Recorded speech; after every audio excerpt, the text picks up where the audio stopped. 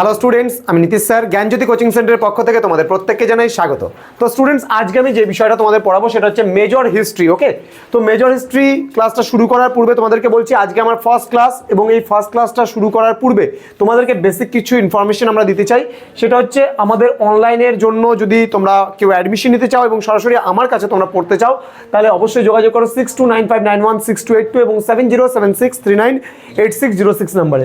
তোমাদের total course fee রয়েছে 999 অর্থাৎ 999 রুপিস। কোর্স ডিউরেশন হচ্ছে 6 মান্থস। ওকে, তো স্টুডেন্টস, আজকে আমার বিষয় যে পড়ানোর বিষয়টা রয়েছে reconstruction of ancient Indian history. রিকনস্ট্রাক্টিংও আছে কোথাও লেখা, দেখবা কোথাও রিকনস্ট্রাকশনও লেখা আছে, অর্থাৎ পুনর্গঠন যেটাকে বলে। পুনর্গঠন কিসের পুনর্গঠন? Of ancient Indian history. প্রাচীন ভারতের ইতিহাস রচনার উপাদান বা পুনর্গঠন সম্পর্কে আলোচনা করো। অর্থাৎ তোমাদের দেখবে যে সেকেন্ড সেমিস্টারের ইউনিট নাম্বার 1 যারা মেজর হিস্ট্রি নিয়ে পড়াশোনা করছো তাদের কিন্তু যে ফার্স্ট ইউনিটটা রয়েছে সেটা কিন্তু reconstruction of ancient Indian history, অর্থাৎ প্রাচীন ভারতের ইতিহাসের পুনর্গঠন।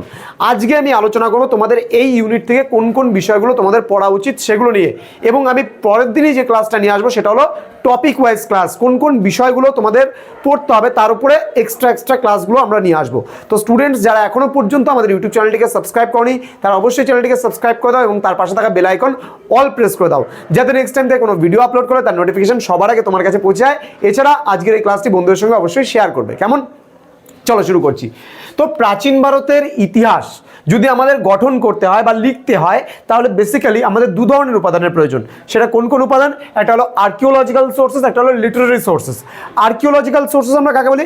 আর্কিওলজিক্যাল সোর্সেস মানে হচ্ছে প্রত্নতাত্ত্বিক উপাদান, এবং লিটারারি সোর্সেস মানে হচ্ছে সাহিত্যিক উপাদান। অর্থাৎ প্রাচীন ভারতের ইতিহাস রচনার উপাদানগুলিকে আমরা দুই ভাগে ভাগ করি, একটা হলো প্রত্নতাত্ত্বিক উপাদান এবং একটা হলো সাহিত্যিক উপাদান।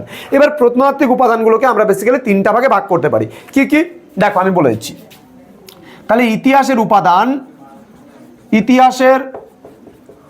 উপাদান এটাকে আমরা দুটো ভাগে ভাগ করি। একটা হলো প্রত্নতাত্ত্বিক উপাদান,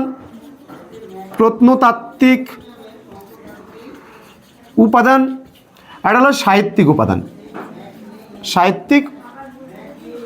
উপাদান। এবার প্রত্নতাত্ত্বিক উপাদানগুলোকে আমরা তিনটি ভাগে ভাগ করে আলোচনা করতে পারি।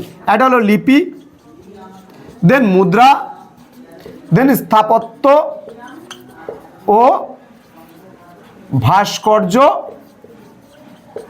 নিদর্শন। এই তিনটে টপিকের ওপরে আমরা কিন্তু অবশ্যই প্রত্নতাত্ত্বিক উপাদানটা আলোচনা করব পরবর্তী ক্লাসে। এবার সাহিত্যিক উপাদানের মধ্যে তোমাদের কি কি রয়েছে? সাহিত্যিক উপাদানগুলোকে আমরা মূলত দুটো ভাগে ভাগ করি। একটা হলো দেশীয় সাহিত্য এবং অন্যটি হলো বিদেশি সাহিত্য। ধ্যান দেবে তোমরা। প্রথমত লিপি বলতে লিখিত কোনো কিছুকে আমরা লিপি বলি।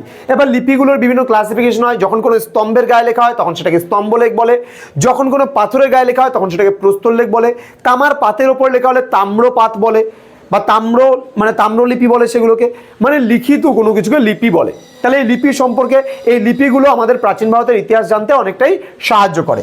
এবার আমাদের হবে মুদ্রা বলতে দেখবা প্রাচীনকালের বিভিন্ন রাজা মহারাজ যারা কি করতো তাদের প্রবর্তিত মুদ্রা প্রচলন করতো, এবং এই মুদ্রা বলতে আমরা কয়েনকে বুঝিয়ে থাকি। ঠিক আছে, বলতে পারি write a short note on coin, বা what was the importance of coin, বা বলতে পারি write a short note on লিপি বা এপিগ্রাফি। মুদ্রার পঠন পাঠন সংক্রান্ত বিদ্যাকে আমরা বলি নিউমিসমেটিক্স। তাহলে এখানে শর্ট নোট আসতেই পারে নিউমিসমেটিক্সের ওপরে, এখানে এপিগ্রাফির ওপরে। এবং তোমাদের স্থাপত্য এবং ভাস্কর্য নিদর্শন বলতে গেলে বোঝায় যেমন কুতুব মিনার, তাজমহল। প্রাচীন ভারতের ইতিহাসের উপাদানের জন্য মন্দির স্থাপত্য আছে। ঠিক আছে, বিভিন্ন স্থাপত্য শিল্পগুলো কতখানি গুরুত্বপূর্ণ সেগুলো সম্পর্কে আমরা পড়ব প্রত্নতাত্ত্বিক উপাদানে। ক্লিয়ার? এবার চলে আসবে আমাদের সাহিত্যিক উপাদান। তাহলে প্রাচীন ভারতের ইতিহাসের উপাদানগুলো দ্বিতীয় শাখাটি হলো সাহিত্যিক উপাদান। এবার এই সাহিত্যিক উপাদানের মধ্যে দুটো পার্ট রয়েছে, একটা হলো দেশীয় সাহিত্য, একটা হলো বিদেশি সাহিত্য। দেশীয় সাহিত্য কোনগুলোকে বলছি আমরা? দেশীয় সাহিত্যের মধ্যে সবার প্রথমে আমাদের যেটার কথা বলতে হয় সেটা হলো বৈদিক সাহিত্য বা বেদের প্রসঙ্গ। তাহলে বৈদিক সাহিত্য বা বেদের প্রসঙ্গ। এবার বেদের কয়টি ভাগ? বেদের 4টি ভাগ। কি কি ভাগ রয়েছে? ঋগ্বেদ, সামবেদ, যজুর্বেদ, অথর্ববেদ। এই 4টা বেদ সম্পর্কে আমরা পড়বো। দেশীয় সাহিত্যের মধ্যে বেদ আসবে, পুরাণ, রামায়ণ মহাভারত অর্থাৎ মহাকাব্য আসবে, বিভিন্ন স্মৃতিশাস্ত্রগুলো আসবে, আঞ্চলিক গ্রন্থগুলো আসবে, তামিল সাহিত্য আসবে, বিভিন্ন যে দেশীয় মানে আমাদের ভারতবর্ষের যে সাহিত্যগুলো আছে সেই সাহিত্য গ্রন্থগুলো সম্পর্কে আমরা কিন্তু পড়বো দেশীয় সাহিত্যতে। এবার বিদেশি সাহিত্যতে কি আসবে? বিদেশি সাহিত্যতে মনে করো যে সমস্ত বিদেশিরা আমাদের ভারতবর্ষে এসছেন, যুগ যুগ ধরে এসছেন এবং প্রাচীনকালে এসছেন এবং তারা নিজেদের দেশে ফিরে যাওয়ার পরে ভারত সম্পর্কিত যে তথ্য সেই তথ্য তাদের গ্রন্থের মধ্যে লিপিবদ্ধ করেছেন, সেগুলো হলো বিদেশি সাহিত্য। যেমন চীনা ঐতিহাসিকদের বিবরণ হতে পারে, গ্রিক ঐতিহাসিকদের বিবরণ হতে পারে, আরব ঐতিহাসিকদের বিবরণ হতে পারে, এগুলো চলে গেল তোমার বিদেশি সাহিত্যের মধ্যে। তো এই হচ্ছে টোটাল স্ট্রাকচারটা, যেটা আমাদের reconstruction of ancient Indian history. এবার তোমাকে বলতে পারে এখান থেকে শর্ট কোশ্চেন আসতে পারে, write a short note on Vedas, write a short note on, বলতে পারে যে তোমার এপিগ্রাফি বলছে Puranas, write a short note on Puranas, ঠিক আছে, ইত্যাদি প্রচুর ধরনের প্রশ্ন কিন্তু তোমাদের আসতে পারে।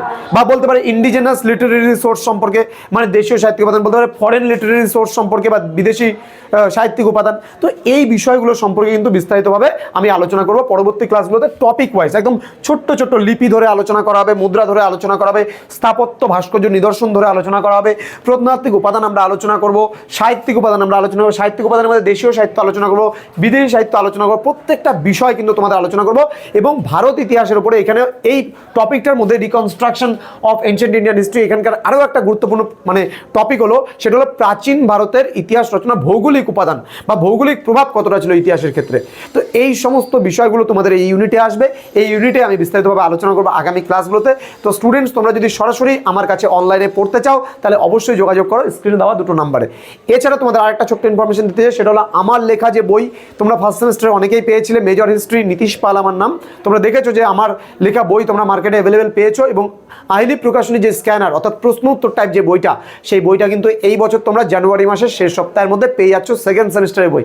তার কারণ ইতিমধ্যে কিন্তু আমাদের সেকেন্ড সেমিস্টারের কাজও কিন্তু কভার আপ হয়ে গেছে এবং বইগুলো কিন্তু অলরেডি ছাপতেও চলে গেছে।